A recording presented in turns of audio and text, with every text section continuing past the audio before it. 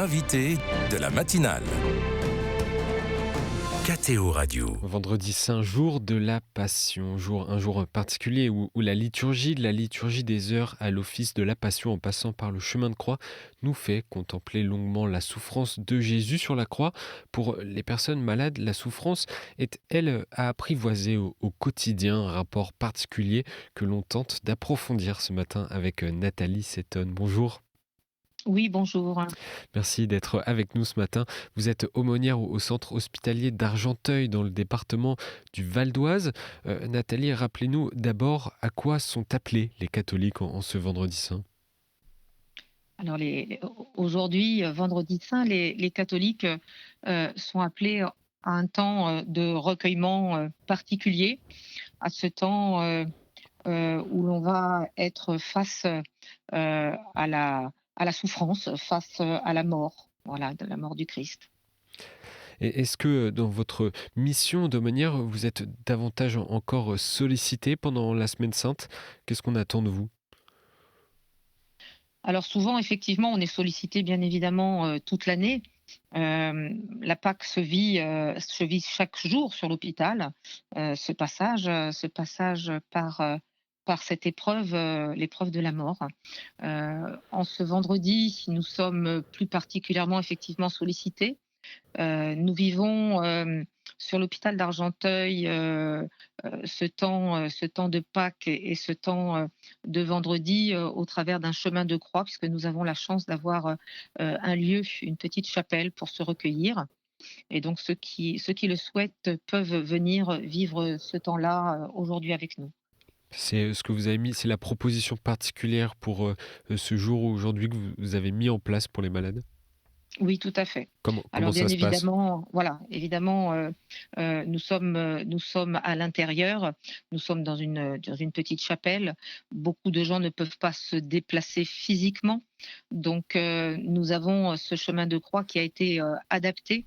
On regarde des images de la Passion, et puis le prêtre nous invite à la prière et à la contemplation.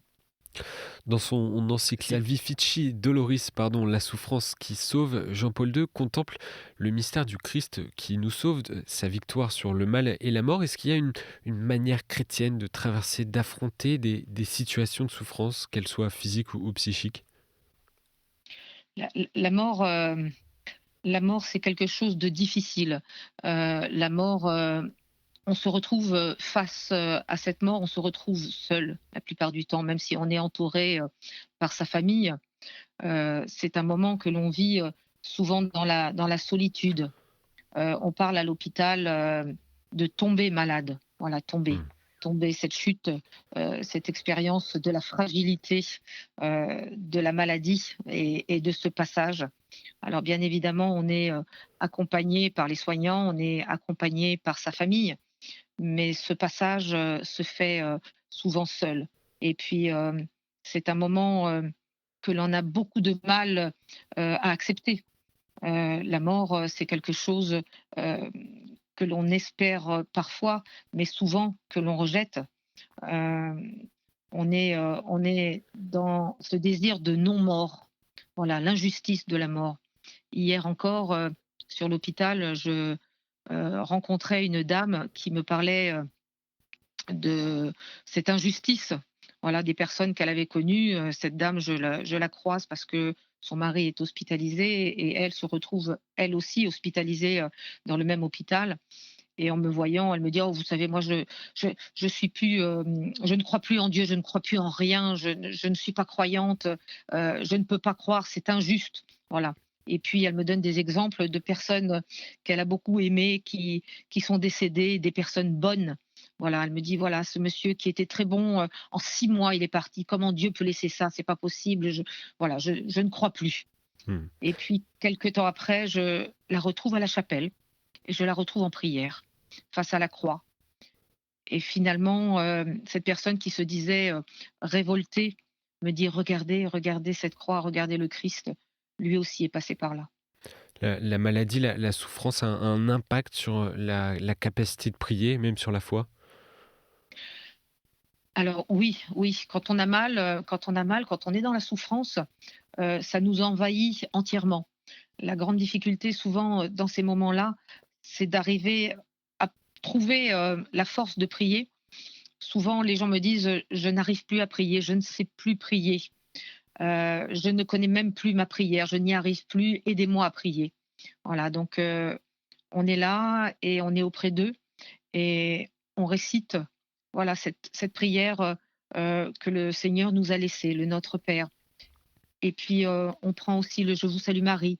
Ces 2 prières qui sont des prières, qui sont souvent d'ailleurs, les 2 prières, qu'on se rappelle, parce qu'on a fait le chapelet, parce que, même dans les personnes qui sont, avec, des problèmes cognitifs, on se rend compte que cette prière, heu, c'est parfois tout ce qu'il nous reste. Comment la passion du Christ, Nathalie, s'étonne, résonne-t-elle auprès des malades? A-t-elle une résonance particulière? Alors souvent, on est un petit peu sur cette, analogie entre effectivement ce qu'on vit et puis, ce chemin de croix. On voit bien que, voilà, il y a déjà quand on est malade, il y a la première annonce quand on est, hospitalisé, hem, l'annonce de cette maladie, qui parfois est longue, et puis on a, à vivre cette annonce. On est chargé de cette annonce, voilà. Alors bien évidemment, il y a des chutes et des rechutes parfois dans la maladie et puis, on n'est pas seul, on est accompagné, on est porté, aussi, par sa famille, par, toutes les personnes, qui nous aiment. Donc c'est un moment effectivement, où on est porté, mais on est en même temps parfois aussi très seul. Heu et puis, heu et puis il y a les soins, il y a les lavements, il y a, toutes les choses que l'on va vivre. On est dépouillé de ses vêtements. À l'hôpital, on se retrouve souvent avec, la casaque de l'hôpital, la et puis on n'a plus d'artifice. On est là vraiment, dépouillé de tout dans ce lit, à vivre, parfois cette agonie seule et puis, ce passage à la mort. Ensuite, nous avons, la descente, à la chambre mortuaire et puis le cimetière. Donc on voit bien que ce chemin de croix est quelque chose de très présent et de très vivant. Vous parliez, des proches, on parle ici des malades, mais les proches vivent, également cette souffrance. Oui, oui, oui, j'ai parfois les proches n'osent même pas se plaindre parce que souvent ils se disent: «Mais en fait, nous c'est pas grand-chose, comparé à ce que la personne vit» et en même temps, se rappeler que, on est un corps entier et quand, un membre souffre, c'est le corps entier qui souffre et on voit bien, à l'hôpital, la détresse des membres de la famille, les amis qui viennent et cette, sensation de ne pouvoir, rien faire, simplement d'être là, d'accompagner. Mais cette sensation est très difficile à vivre, pour toutes les personnes, qui accompagnent. Et plus, généralement, Nathalie Seton, que recherchent les malades qui viennent vers vous à Argenteuil, car ils ne sont pas forcément tous croyants? Alors ils cherchent parfois, une écoute. Les aumôniers sont formés, en premier lieu pour cette écoute, auprès de toute personne qui en fait la demande. C'est d'abord cette écoute, ça peut être la révolte, comme cette dame hier que j'ai croisée.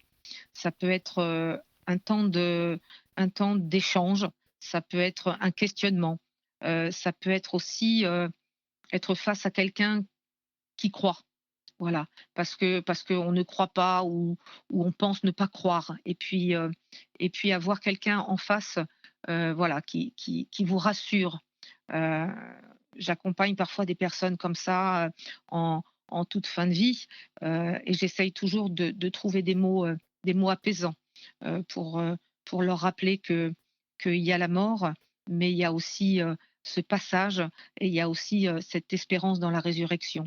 Et je pense que même quand on n'est pas très croyant, on a besoin de d'entendre ça.